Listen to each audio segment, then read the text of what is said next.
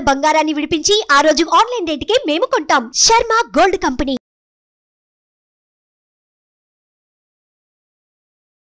Hi, welcome to our channel. ఈరోజు మనతో పాటు ఉన్నారు జ్యోతిష్య, ఆగమ, వాస్తు, పురాణ పండితులు బ్రహ్మశ్రీ క్రొత్తపల్లి సురేష్ శర్మ గారు. నమస్కారం గురువు గారు. ఆయుష్మాన్ నాయన. ఓకే. ఫిబ్రవరి నెలలో ధనుసు రాశి వారికి ఎలా ఉండబోతుంది అంటారు? ధనుసు రాశిలోని వారికి ఏమవుతుందంటే మొదట చూసినట్లయితే మాతృవర్గాల ఆస్తులు, అంటే ఎప్పుడో మీ తల్లిగారు లేకపోతే అమ్మమ్మో, తల్లిగారి తరఫున అమ్మమ్మలో, మేనమామలో ఒక ఆస్తి ఇచ్చి ఉంటారు. ఫార్చునేట్లీ అండ్ అన్ఫార్చునేట్లీ ఆ ఆస్తిని ఎవడన్నా కబ్జా పెట్టుకోవడము, లేకపోతే ఆక్యుపైడ్ చేసింది కాకుండా వాళ్ళే ఇచ్చిన వాళ్ళ బిడ్డలు తిరగబడి దాని మీద ఈ పత్రాలు ఎత్తి కోర్టుకి ఎక్కడము, ఇటువంటివి జరిగి ఉంటాయి. సో అటువంటి ఆస్తులకు సంబంధించి కొంత శుభవార్తలు వచ్చే అవకాశం ఉంటాయి. కోర్టు వివాదాల్లో చిక్కుకొని ఫైనాన్షియల్గా ఆ ఆస్తులకు సంబంధించినటువంటి క్లారిటీ లేనటువంటి వాళ్ళకి ఆ విషయమైన క్లారిటీ వస్తుంది. రాజకీయ నాయకులకి కొంచెం డిప్లొమాటిక్ పరిస్థితుల్లో పడిపోతారు. అంటే డిప్లొమాటిక్ అంటే ఏ డెసిషన్ తీసుకోలేనటువంటి కీ డెసిషన్ తీసుకోవడానికి ఆలోచనలో పడిపోతారు. సపోజ్ ఈ డెసిషన్ తీసుకుంటే ఏమవుతుందా, ఈ డెసిషన్ తీసుకుంటుంది ఏమవుతుందా అని ఒక డోలాయమాన స్థితిలోకి వెళ్ళిపోయే అవకాశాలు ప్రస్ఫుటంగా ఉంటాయి ధనుసు రాశిలోని రాజకీయ నాయకులకి. ఉద్యోగస్తులకైతే పై అధికారుల దగ్గర నుంచి మన్నన లభించే అవకాశం ఎక్కువగా ఉంటుంది. విద్యార్థులకి ముఖ్యంగా కంప్యూటర్ సైన్సు, వైద్య వృత్తి, కంప్యూటర్ సైన్స్లో కూడా artificial intelligence with robotic science, అట్లాగే డేటా సైన్స్, సైబర్ సెక్యూరిటీ, ఇటువంటి చదువులు చదివే పిల్లలు మంచి అభ్యున్నతికి వెళ్ళేందుకు మార్గం సుగమవుతుంది. ఆ చదువులు చదివి జాబ్ అవకాశాలు ఎత్తుక్కుంటున్నటువంటి ఉద్యోగాన్వేషులకి ఉద్యోగం లభించే అవకాశాలు కూడా ప్రస్ఫుటంగా ఉంటాయి. అట్లాగే అవివాహితులకి వివాహపరంగా సంబంధ బాంధవ్యాలు మెరుగుపడడం, అవతల వాళ్ళతో కొంచెం మంచి రిలేషన్స్ ఏర్పడడానికి అవకాశాలు ఉంటాయి. అట్లాగే రైతులకు చూసినట్లయితే వారి పంటల్ని వాళ్ళే ప్రమోట్ చేసుకునే అవకాశం ద్వారా లబ్ధి పొందొచ్చు. లేదా కొంచెం నిలబెట్టి ధాన్యాన్ని ఆపుదాం, అమ్మకుండా కొంత నిల్వ పెడదాం అనుకునే ద్వారా ఈ నెలలో నిల్వ పెట్టడం ద్వారా రానున్నటువంటి మాసాల్లో లబ్ధి పొందే అవకాశాలు కానీ అట్లా ఉండేదానికి అవకాశాలు ఎక్కువ ఉంటాయి.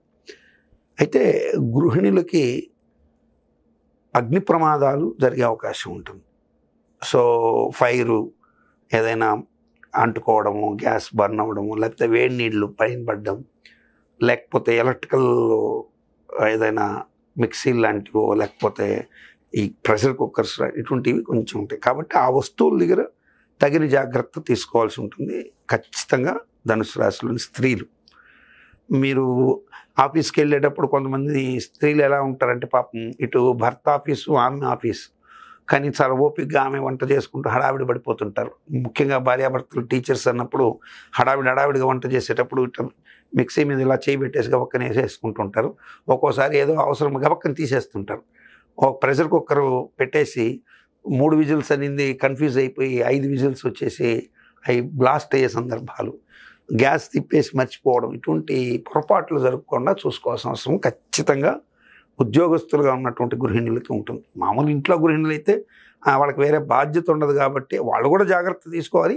కానీ ముఖ్యంగా ఉద్యోగినిగా ఉంటూ గృహిణి బాధ్యతలు చేసేవాళ్ళు జాగ్రత్తగా ఉండడం తప్పనిసరి. అండ్ పిల్లలకి సంబంధించి వాళ్ళ భవిష్యత్తుకు సంబంధించి విషయాలకైతే బాగానే ఉంటుంది. కానీ పిల్లలకి స్మారకం గురించి, అంటే కొంతమంది పిల్లలు చనిపోయి ఉంటారు, ఆ పిల్లలకు సంబంధించి వాళ్ళకి స్మారకంగా తీసుకునే కొన్ని నిర్ణయాలు ఇబ్బందికరంగా మారే అవకాశాలు ఉంటాయి. అంటే ఇప్పుడు సపోజు ఆ పిల్లవాడు చనిపోయినాడు కాబట్టి ఆ పిల్లవాడికి సంబంధించి ఒక అన్నదానం చేద్దామను, లేకపోతే ఒక పేదలకు ఏదన్నా వస్త్రదానం చేద్దామను, లేకపోతే ఏదైనా ఒక సమాధి లాంటిది కడదామనో, ఇటువంటి నిర్ణయాలు ఏదైతే తీసుకుంటారో ఆ నిర్ణయాలు కొంచెం వివాదాస్పదంగా మారే అవకాశాలు ఉన్నాయి. అంటే మీన్స్ ఆ నిర్ణయాలు వాళ్ళు వ్యతిరేకించి మిమ్మల్ని మనసు కష్టపెట్టే అవకాశాలు కూడా ఉంటాయి. సో అటువంటి నిర్ణయాలకు సంబంధించి పిల్లల స్మారకాలకు సంబంధించి తీసుకునే నిర్ణయాలు, అంటే ఆయనకు ఒక్కడే కొడుకు, ఆ కొడుకు చనిపోయి ఉంటాడు పాపం. ఈ తండ్రికి పుట్టెడు దుఃఖం ఉంటుంది మనసులో. వాడి పేరుతో ఏదో ఒక ట్రస్ట్ చేస్తుంటే ఈ బాధకి తోడు ఈ బయట కల్పించే ఈ బాధ ఇంకొంచెం పెయిన్ఫుల్ అవుతుంది. సో ఆ పొలాన్ని ఎవడో కబ్జా చేయడం, ఇట్లాంటి కొన్ని నాస్టీ థింగ్స్ జరిగే అవకాశాలు ఉంటాయి. కాబట్టి ఆ విషయాల్లో అటువంటివి వచ్చినప్పుడు న్యాయ విచారణకి ఈ నెలలో పోకపోవడం, దాని మీద ఒక పరిపూర్ణమైనటువంటి డేటా సేకరించి ఫైట్ చేయడం ద్వారా మంచి జరిగే అవకాశాలు ఉంటాయి. పెద్దగా బాధపడాల్సింది ఏం లేదు, మంచిగా జరిగే అవకాశాలు ఉంటాయి. కానీ ఈ నెలలో అటువంటి వివాదాలు లేచే అవకాశాలు ఉంటాయి, జాగ్రత్త పడాల్సి ఉంటుంది. ఇక ఈ రాశిలో ఉన్నటువంటి అపరాల వ్యాపారం మీన్స్ కిరాణా స్టోర్స్ పెట్టుకున్న వాళ్ళు మంచి లాభాలు పొందుతారండి. అట్లాగే ఆయిల్ మిల్స్ నడిపేటువంటి వాళ్ళు మంచి లాభం పొందే అవకాశాలు ఎక్కువగా ఉంటాయి. గురువు గారు, చాలామంది రాశి ఫలితాలను నమ్ముతారు, నమ్మరు. సో నేనైతే ఒక ఆస్ట్రాలజీ చేసే ఒక యాంకర్గా మాత్రం నేనైతే నమ్ముతాను. కొంతమంది ఏమంటున్నా అంటే నీది నాది ఒకటే జాతకం, కానీ నువ్వు నీచుడివి, నేనేమో రాజయోగినా అని ఇట్లా అంటుంటారు.